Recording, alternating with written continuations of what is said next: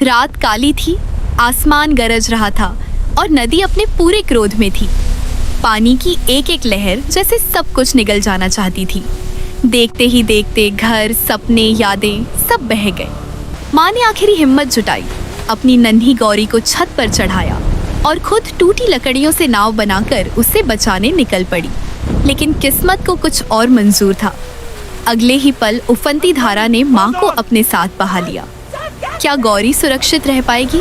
क्या माँ का यह त्याग व्यर्थ जाएगा, या फिर महादेव की कृपा से होगा कोई चमत्कार? आइए इस पूरी पावन कथा को श्रद्धा और भाव के साथ सुनते हैं। गांव था भोलेनाथपुर, गंगा की एक छोटी सहायक नदी के किनारे। चारों तरफ हरे भरे खेत, दूर दूर तक पीपल और बरगद के पेड़, और गांव के ठीक बीच में एक बहुत पुराना शिव मंदिर। मंदिर का नाम था भोले महादेव का ठिकाना। शिवलिंग काले पत्थर का, लेकिन इतना चमकदार कि रात में भी नीला प्रकाश फैलाता। लोग कहते थे ये शिवलिंग स्वयंभू है, हजारों साल पुराना। मंदिर की दीवारें पुरानी ईंटों की, छत पर घास उगाई थी, लेकिन भक्ति से इतना पवित्र कि कोई बीमार आदमी वहां जाकर ठीक हो जाता। पुजारी थे जगन्नाथ तिवारी, उम्र 68 साल, बाल बिल्कुल सफेद, चेहरा झुर्रियों से भरा हुआ। बायां पैर लंगड़ाता क्योंकि बचपन में नदी में गिरकर चोट लगी थी। लेकिन रोज सुबह 3:30 बजे उठते, पहले नदी में स्नान, फिर मंदिर साफ करते, झाड़ू लगाते, फर्श पोंछते, बेल के पत्ते चुनते, खुद हाथ से तोड़ते क्योंकि पेड़ पर चढ़ना मुश्किल था। दूध दही शहद चढ़ाते, अगर कोई भक्त लाता तो वही, नहीं तो सिर्फ पानी। शाम को दीपक जलाते, घंटी बजाते और रात भर जप करते। गांव वाले उन्हें जगन्नाथ बाबा कहते।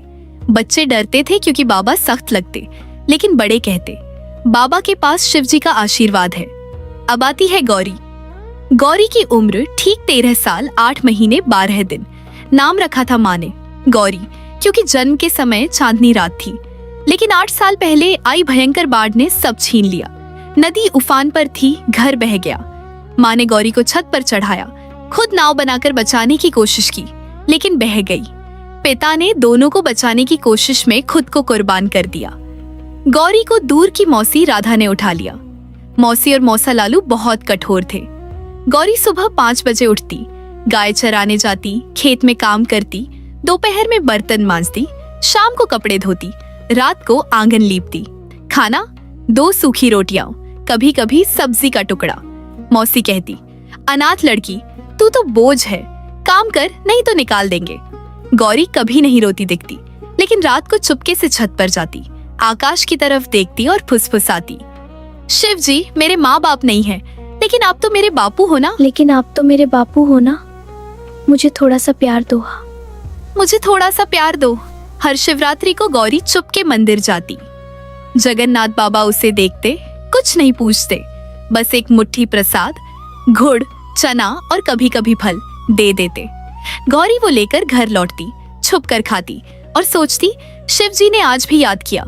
एक साल महाशिवरात्रि आई, पूरे गांव में धूमधाम, नए कपड़े, मेहंदी, जागरण की तैयारी।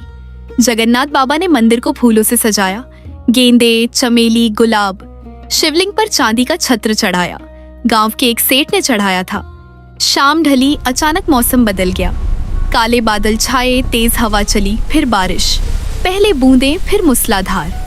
बिजली कड़की, आंधी मच गई। गांव वाले डर के मारे घरों में बंद हो गए। मंदिर में सिर्फ जगन्नाथ बाबा अकेले बैठे जप कर रहे थे।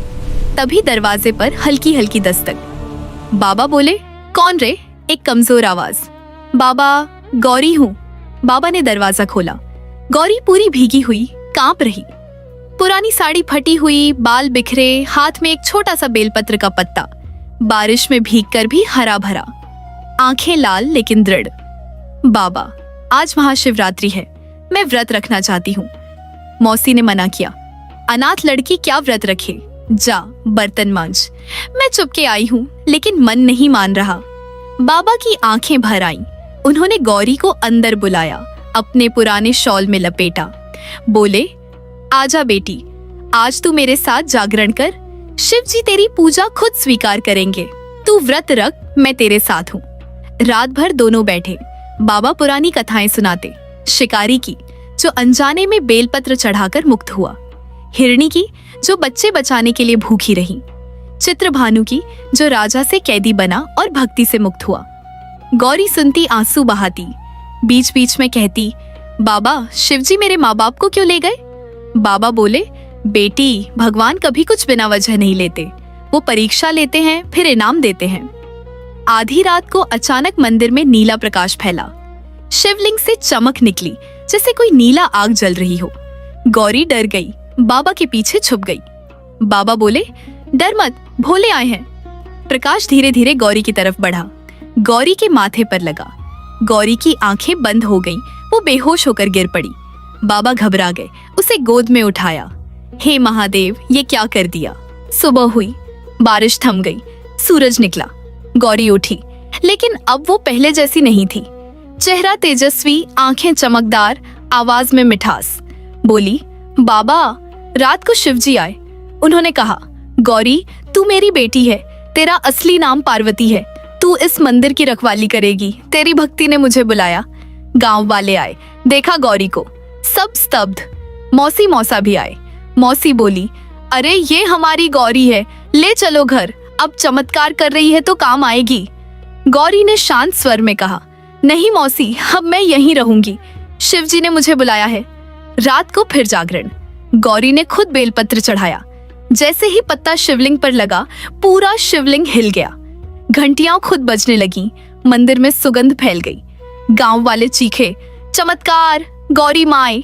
बाबा रो पड़े, बोले, शिवजी कह रहे हैं, जगन्नाथ तूने सालों सेवा की, अब असली सेवा गौरी करेगी, तू उसका पिता बन।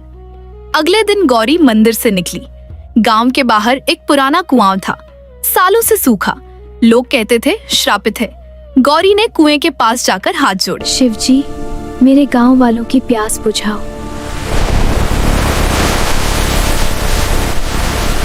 शिवजी मेरे गांव वालों की प्यास बुझाओ, उन्हें पानी दो।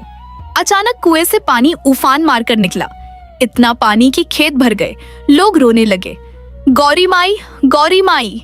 मौसी मौसा लालच में आ गए, बोले, अब गौरी हमारी है, चमत्कार कर रही है, मंदिर का हिस्सा मिलेगा, पैसा आएगा। वो गौरी को जबरदस्ती खींचने लगे। जैसे ही हाथ लगाया, मौसी का हाथ जलने लगा। वो चीखी, ये जादू है। गौरी बोली, नहीं मौसी, ये भक्ति है, लालच में हाथ बढ़ाओगे तो जलोगे। मौसा घुटनों पर गिरा, माफी मांगी। सबसे बड़ा ट्विस्ट, जगन्नाथ बाबा ने सबको इकट्ठा किया। बोले, सुनो सब, गौरी मेरी बेटी नहीं, गौरी मेरी बहन है। सन्नाटा छा गया। बाबा की आंखों से आंसू बह रहे थे।